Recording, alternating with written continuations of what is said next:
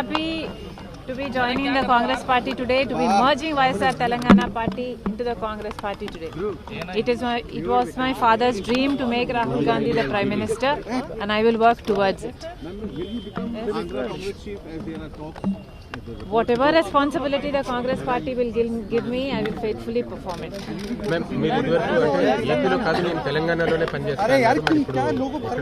Congress party నాకు ఏ బాధ్యత ఇచ్చినా ఏపీఏ కాదు అండమాన్లో అయినా సరే నమ్మకంగా పనిచేస్తాం.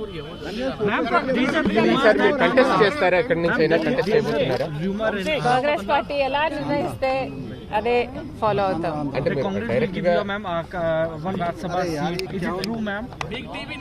We will know everything in the next couple of days. మీరు పార్టీని మెర్జ్ చేసే క్రమంలో ఏమైనా ఒప్పందం జరిగిందా? లేదు, వాళ్ళు గౌరవంతో ఆహ్వానించడం జరిగింది.